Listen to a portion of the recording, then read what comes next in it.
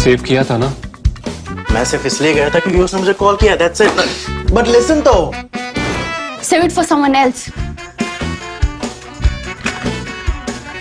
जिंदगी में सेव करना जरूरी है, मगर जब बात पैसों की हो, सिर्फ सेविंग से काम नहीं चलेगा। इक्विटी म्यूचुअल फंड्स में इन्वेस्ट कीजिए और अपने सेविंग्स को आगे बढ़ने का मौका दीजिए। Mutual fund investments are subject to market risks. Read all scheme-related documents carefully. Clutter today is back to an issue that it's talked about multiple times in the past. That is the Kashi Vishwanath Temple / Gyanvapi Masjid case or dispute in Varanasi. The reason we are talking about today is that a very significant, very important order with long-lasting and wide-ranging implications has been delivered by a single judge bench of the Allahabad High Court. This is the bench of the judge. In this case is Justice Rohit Ranjan Agrawal. Now that has opened up the issue which has been lying dormant for a very long time, particularly in this case since 1998. But in any case, since 1991, when Narasimha Rao government had passed a law, the Places of Worship Act, which said that with the exception of Ram Janmabhoomi / Babri Masjid in Ayodhya, no other the status or the character of any other place of worship in India would not change from how it existed on 15th of August 1947. So we are therefore looking at not one order. This is one order, but there are multiple orders by local courts in Varanasi. There are also orders by the Supreme Court. There are also multiple orders and multiple cases in Allahabad High Court. It's quite a complicated mix. The only reason I'm able to gather the courage to lock horns with something as complex as this, as cluttered as this, is not because I am brilliant or because I have great knowledge of the law. That's because I'm also blessed to have a great team. And that great team at ThePrint only exists. It only keeps growing. It only keeps doing better and also producing better and better journalism for you. Mainly because so many of you pay for this journalism. But you know what? A lot more of you need to do so. So for those of you who've already taken a paid subscription, please top it up. Those who haven't, please pay for it. Because if you want good journalism, you can't get it for free. You are getting it for free now if you're not paying for it. But the fact is, what you're getting for free cannot last. Either it will not last, it will not sustain, or it will not be good journalism. So it's a choice that you have to make. Please pay for good journalism. As I speak, on the screen, you can see how to do this. There will also be a link with the description. I do repeat these appeals. That's because each time I do so, many of you respond. We just need at ThePrint a lot more of you to respond and to put your money where you think your nation's interest and the interest of your democracy and the interest of good journalism is. Because what we do at ThePrint is unhyphenated journalism. That's very rare right now. It can only survive, and not just survive, but also grow if people like you support it. That said, let me get back to this piece of complexity that we are dealing with today. What's happened in this case? In this case, first of all, let me try and explain to you how many cases are there vis-a-vis the Kashi Vishwanath Temple and Gyanvapi Mosque case. So first of all, the history is well known. We had explained the history also in our episode 1004, of which I will share a link with you. Please check it out. In that episode, we had explained that in 1669 AD, the temple that stood here, a Shiva temple, did actually stand here. It was demolished on the orders of Emperor Aurangzeb. That's a fact of history. Nobody disputes it. It's been confirmed also by Aurangzeb's own chroniclers in a publication or in a document called Masir-e-Alamgiri. That is History of Alamgir. Alamgir was the title that Aurangzeb was given. Masir-e-Alamgiri, 1658 to 1707. That was the reign of Aurangzeb. That order has been interpreted in two different ways. We had also explained in the earlier episode. So one interpretation, which is from the historians of the Hindu right, as they are called, as they are described, because history is always polarizing. In any country, history is polarizing.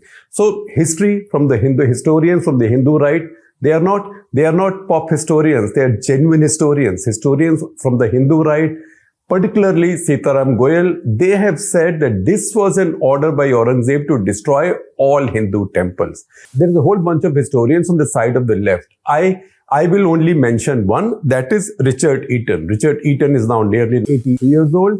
He is a professor at University of Arizona, and he is acknowledged globally as the authority on medieval India, on the Muslim period in India. And his book, India in the Persianate Age, is seen to be a classic. Not everybody agrees with it, but it seemed to be a classic also in terms of the facts he has. Also, in an article in Frontline magazine, he had listed all the Hindu temples which have been destroyed or desecrated during the Muslim period. So he's not one of those deniers who says nothing of the sort happened. The difference is that while the historians of the right say that Aurangzeb just asked for all Hindu temples to be destroyed peremptorily, and they quote the same order as translated from Masire Alamgiri, the school on the left says that, look, there is a qualification there which says subject to. That means subject to his local governor deciding that a temple or a place of worship was a threat to Islam or to his reign. He had the authority to destroy anything. Nevertheless, no side disagrees that this temple was destroyed on the orders of Aurangzeb, Emperor Aurangzeb in 1669, partly also because he was irritated. One, there was a revolt by small local rulers and feudals. Also because he thought Raja Jai Singh of Amer, who was a grandson of Raja Man Singh, who was one of the Navratnas with Akbar and Akbar's foremost army commander. His grandson had helped Shivaji, Chhatrapati Shivaji, escape from Aurangzeb's custody, which Aurangzeb saw as a great humiliation. The Jaipur ruling family or Raja Man Singh's dynasty were the custodians of the temple in Varanasi. So that interpretation is that is why, to take revenge, he had this temple destroyed.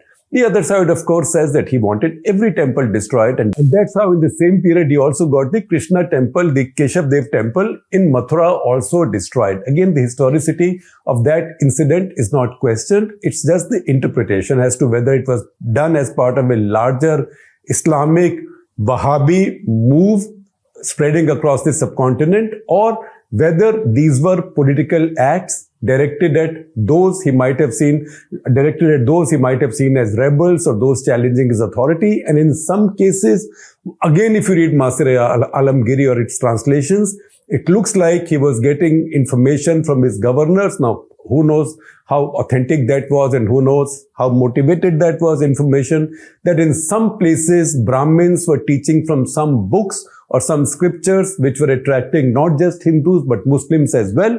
So he was responding to that.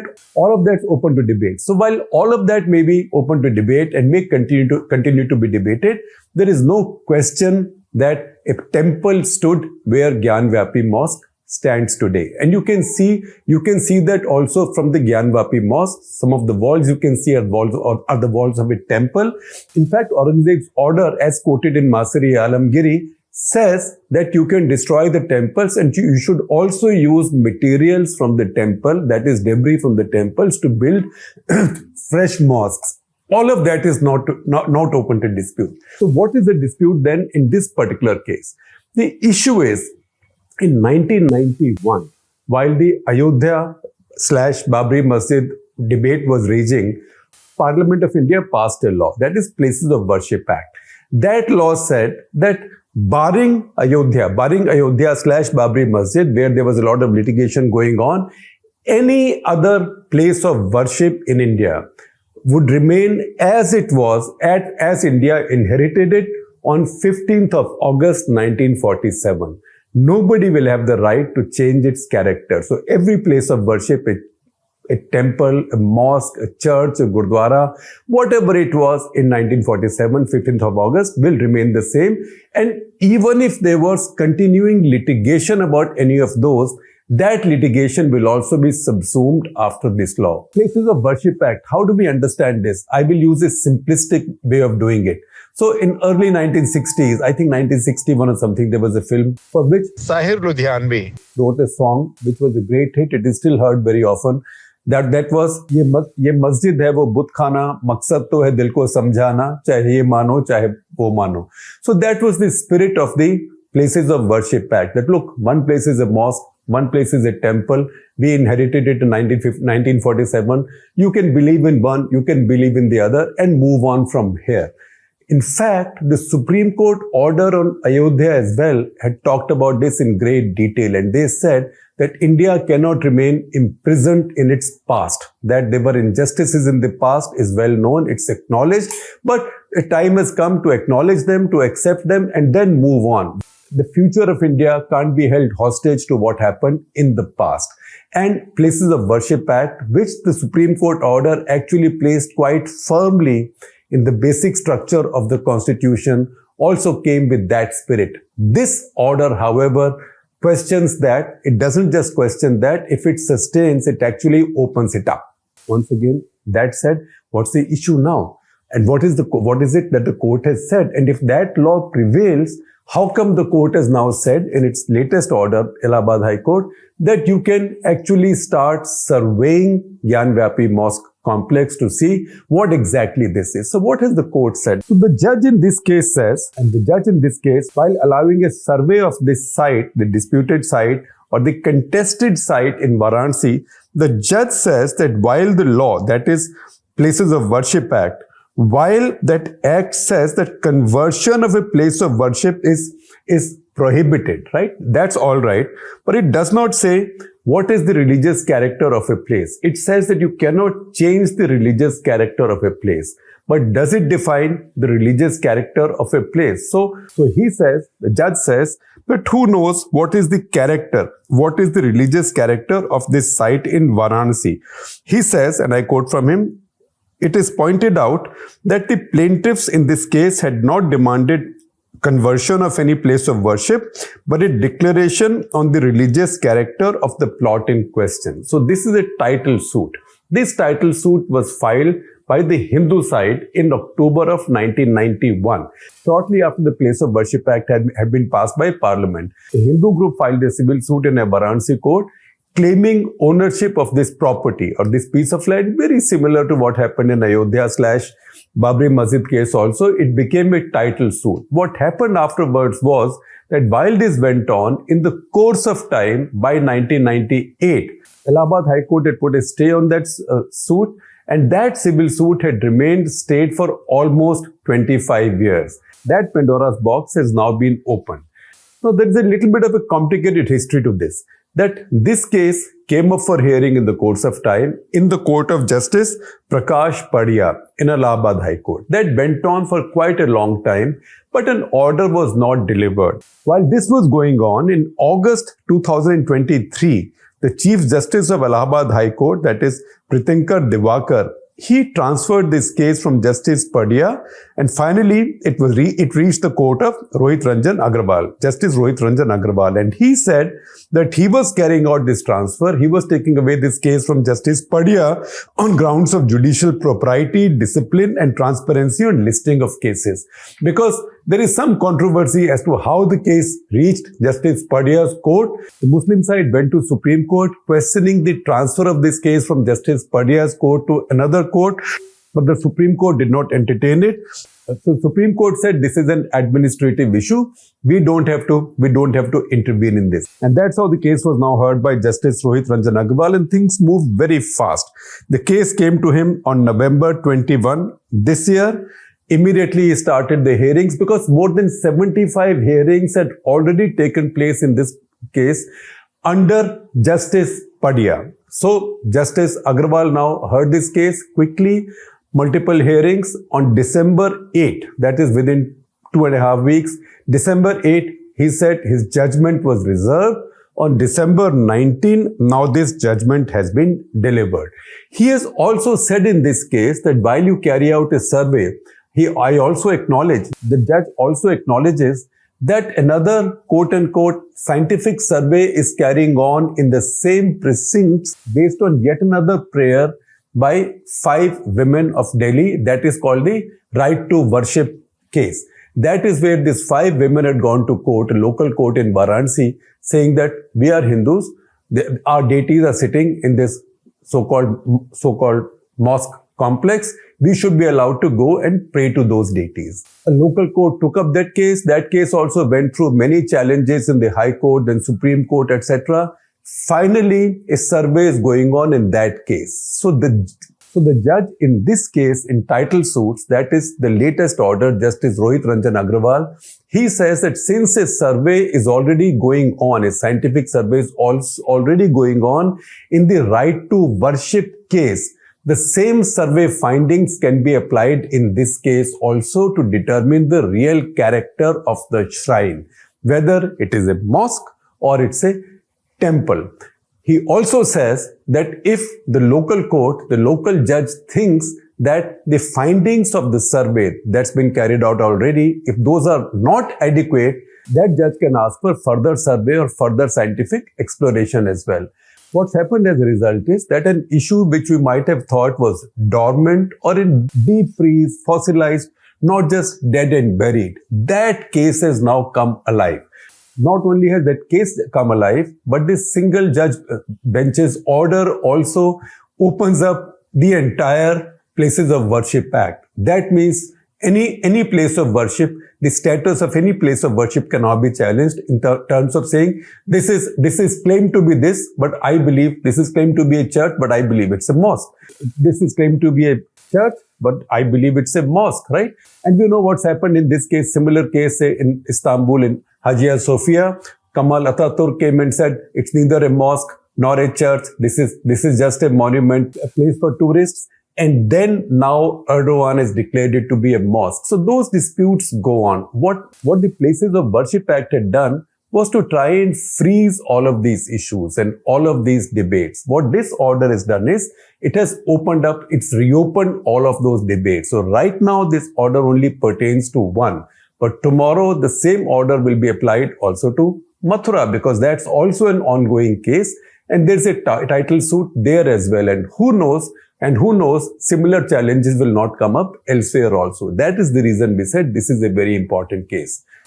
There are some similarities, but also some really interesting distinctions between the Ayodhya Ram Janmabhoomi / Babri Masjid case and the Gyanvapi Mosque / Kashi Vishwanath case. In the Hindu argument over Ayodhya, it was said that Lord Ram is a juristic person. That Lord Ram was presented, or the child manifestation of Lord Ram was presented as a person. In this case, the argument is that it doesn't matter when any structure was built in this place, because this is the temple of Swayambhu Lord Vishweshwar.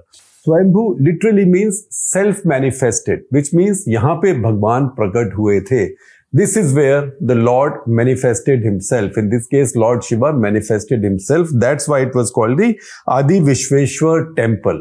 So that is the argument based on which the Hindu side is demanding ownership over this piece of land. And that is something which now will be determined if this order sustains, because I am sure there will be multiple challenges to the order. If this order sustains, then the findings of what this place is, what the actual character of this place is, will then determine who owns this property. And whoever owns the property owns the shrine, and that then determines whether it's a mosque or a temple. For clarity in terms of what's the implication of this order and what is the argument, what is the reasoning of the judge, I can do no better than read a couple of paras from the order that was delivered this Tuesday. Now, number 1, he says, and I quote, either the Gyanvapi compound has a Hindu religious character or a Muslim religious character.